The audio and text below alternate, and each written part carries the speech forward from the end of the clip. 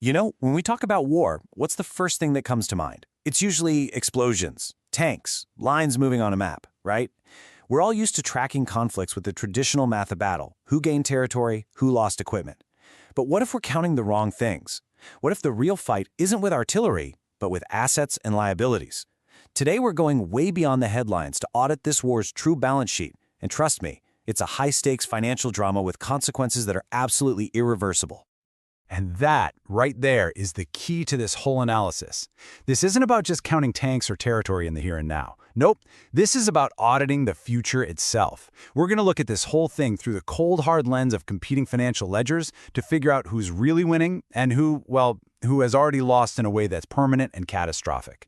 At its heart, this is a story about two totally different ideas of what value even means and how one of those ideas might just lead to total ruin.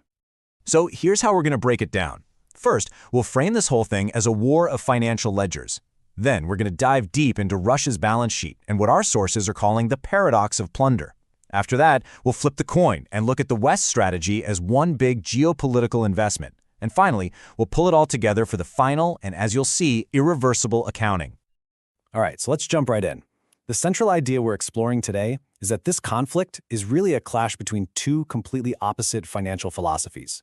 On one side, you have this worldview that power comes from what you can physically grab and hold. On the other side, you've got a worldview where power lies in systems, in influence, and in the potential of tomorrow.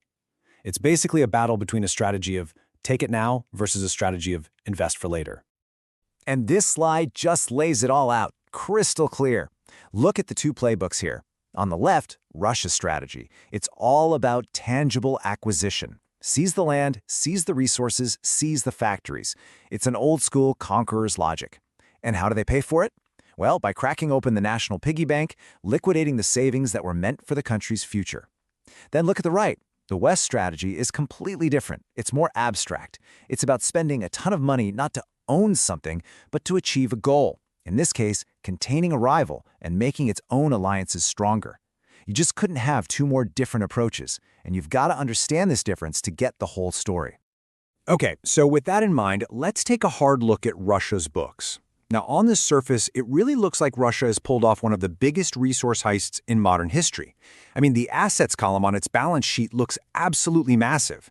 At first glance, you'd think, wow, this strategy of just taking stuff is a huge success. $15 trillion. Just let that number sink in for a second. That's the estimated value of the stuff in the ground, the minerals, the energy deposits, in the parts of Ukraine that Russia now controls. And we're not talking about abstract numbers here. This is Europe's biggest reserves of titanium and iron ore, huge fields of lithium, which you absolutely need for the green energy revolution, and, of course, some of the most fertile farmland on the entire planet. It's a direct, massive transfer of physical wealth. From an accounting perspective, it looks like a mind-boggling gain. But, and this is a huge but, what if that incredible number is a mirage? What if, by grabbing all this treasure, Russia has actually swallowed a financial poison pill? Because when you turn the page on their ledger, when you go from the assets they've gained to the price they've paid, a very, very different and much darker picture starts to come into focus. It's the picture of a nation that is literally eating its own future. See, what the analysis shows is that Russia's massive gains are being wiped out by three colossal, and this is the key word, permanent costs. These aren't just temporary problems. These are deep structural wounds that will never heal. These are the three great debits on Russia's national balance sheet. An unsustainable war economy that's running on fumes, the permanent cost of being kicked out of the global club, and the simple, brutal fact that all those riches they've grabbed might just be an illusion. This chart, man, it just says it all, doesn't it? Look at how fast that money is disappearing. To pay for this war, the Kremlin is just burning through its last big financial cushion, the National Wealth Fund. And this isn't just some government bank account. This was the money set aside for the Russian people's future, for pensions, for big national projects. It went from over $113 billion, and it's on track to hit zero, gone, by 2026. As one source put it, it's like selling your retirement savings to pay for a lawsuit that you started yourself. It just can't last. And this right here shows the long-term damage. Yeah, you might see headlines about Russia's GDP growing, but it's an economic sugar high. It's all fueled by the government pumping money into making tanks and missiles. Meanwhile, the real economy, the part that makes things people actually want, the part that creates real wealth, is completely hollowing out. The long-term forecast is something called technical stagnation, which basically means growth so pathetic that it guarantees Russia falls further and further behind the rest of the world. It adds up to almost $750 billion in national income since 2014 that's just gone forever. Okay, let's talk about debit number 2, economic isolation. A lot of people think sanctions are just temporary political tools that can be turned on and off. That is a huge miscalculation. This isn't a light switch. It's a deep, structural rewiring of the entire global financial system. These sanctions are now baked into US and European law. Big companies have spent billions changing how they do business just to avoid Russia. And now, secondary sanctions are punishing banks in places like China or India if they deal with Moscow. To undo all this would take a level of political agreement in the West that is, well, it's pretty much impossible. This isolation is built to last. And that leads us to the third, and maybe the most important debit. This idea that Russia can just start digging up that $15 trillion, it's an illusion. First off, legally, anything they pull out of that ground is considered stolen goods. It's toxic on the world market. No serious company is going to touch it. Second, these resources are in an active war zone, a place that's incredibly insecure. The cost of just protecting these assets would probably wipe out any profit. And third, and this is the real killer, Russia has cut itself off from the very Western technology and money it needs to actually get a lot of this stuff out of the ground. So here's the bottom line. You can be sitting on a treasure chest, but if you don't have the key and you're surrounded by enemies, what is it really worth? Hey, just a quick aside. Are you preparing for competitive exams? Here's your chance to test your knowledge. You can take part in our quiz on this topic and see where you stand. It's a great way to revise, practice, and boost your confidence. The quiz link is available in the comments section as well as in the description below. Don't miss it. Give it a try now. All right, so if Russia is basically setting its own future on fire for assets it can't even use, what's happening on the other side of the ledger? Well, this brings us to our next big idea. While Russia is plundering its present, the West is making a very different and very calculated investment in its future security. Now, let's be absolutely clear. The price tag is huge. A combined $373 billion from the US and Europe. This is a massive amount of money, a direct cost to taxpayers, and it's caused some serious political fights from Washington to Berlin. Nobody's arguing that this isn't a heavy lift. But the core argument here is that this money isn't just being spent and lost. It's being treated as a strategic investment, one designed to pay out major dividends on the world stage. So what exactly is the West getting for all that money? Well, the analysis points to 3 main geopolitical returns. First, the systematic dismantling of a major adversary's military, all without a single NATO soldier firing a shot. Second, the historic revival and strengthening of the NATO alliance, which, let's be honest, a lot of people thought was losing its way.